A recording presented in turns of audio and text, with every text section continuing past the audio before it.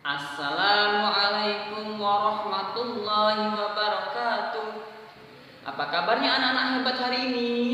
Semoga semuanya alhamdulillah semangat Allahu Akbar. Alhamdulillah anak-anak SDT Permata Bunda 1, Permata Bunda 2, dan Permata Bunda 3 hari ini kita bisa melaksanakan kegiatan pembelajaran seperti biasanya. Nah anak-anak, di masa pandemi ini jangan lupa kita harus selalu menjaga protokol kesehatan. Yang pertama, selalu menjaga jarak. Kedua, harus selalu mencuci tangan. Dan yang ketiga, selalu menggunakan masker ketika keluar dari rumah.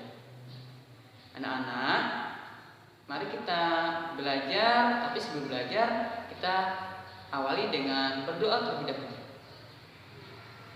Berdoa dimulai.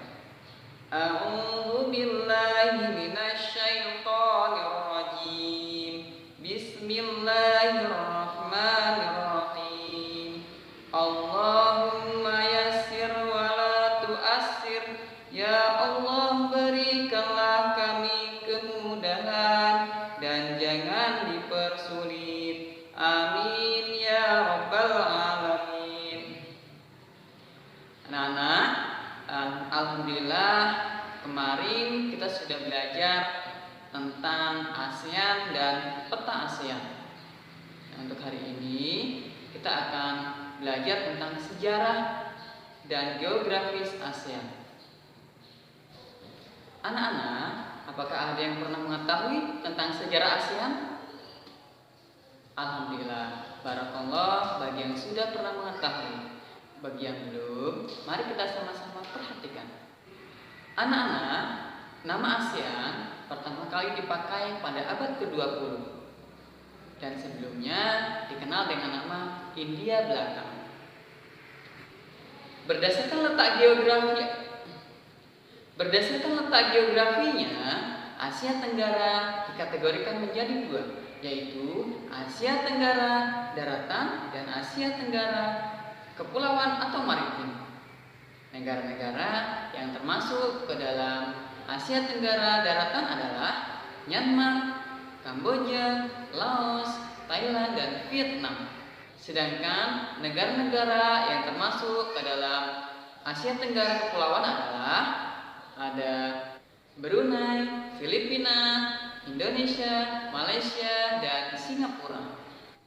Wilayah Asia Tenggara Daratan relatif lebih stabil, sedangkan wilayah Asia Tenggara Maritim lebih dinamis karena adanya pertemuan dua lempeng gunung besar, yaitu lempeng Indo-Australia dan lempeng Eurasia.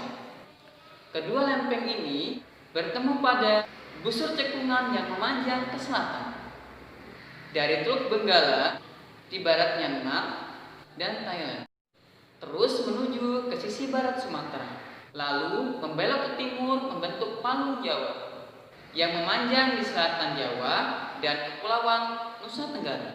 Akibatnya, gempa bumi sering terjadi di daerah-daerah sekitarnya, seperti gempa bumi di Samudra Hindia pada tahun 2004. Desakan lempeng Indo-Australia mengangkat pulau-pulau yang ada di dekatnya, sehingga terbentuklah deretan gunung berapi aktif. Dan Pulau Jawa adalah pulau yang jumlah gunung berapinya terbanyak di dunia. Gunung Kerinci adalah gunung berapi yang tertinggi di Asia Tenggara. Anak-anak hebat, selanjutnya kita akan mempelajari masyarakat sosial budaya ASEAN. Masyarakat sosial budaya ASEAN bersifat terbuka dan dinamis, berdasarkan pendekatan yang berfokus pada masyarakat. Masyarakat sosial budaya ASEAN mencakup kerjasama yang luas dan multisektor. Masyarakat ASEAN bersama-sama mengatasi berbagai tantangan di bidang pendidikan, kemiskinan, ketenagakerjaan, dan kesejahteraan masyarakat. Negara-negara ASEAN perlu meningkatkan kerjasama yang baik untuk memperkuat daya saing kawasan dengan cara meningkatkan kualitas sumber daya manusia dan lingkungan hidup masyarakat dan kualitas lingkungan hidup. ASEAN membuka akses dengan seluas-luasnya bagi seluruh penduduk di negara-negara anggotanya dengan memperhatikan kesetaraan gender di berbagai bidang.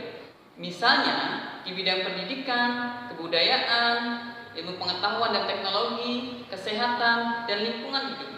ASEAN juga berusaha untuk meningkatkan pelayanan publik melalui peningkatan kapabilitas pegawai negeri serta peningkatan keterlibatan masyarakat madani dalam pengambilan keputusan. Untuk mewujudkan semua itu, negara ASEAN harus memiliki rasa kekitaan terhadap ASEAN. Di samping itu, perlu menumbuhkan rasa saling menghormati dan kesetiakawanan sosial yang tinggi sehingga ASEAN semakin berkembang menjadi sebuah masyarakat yang peduli dan berbagi.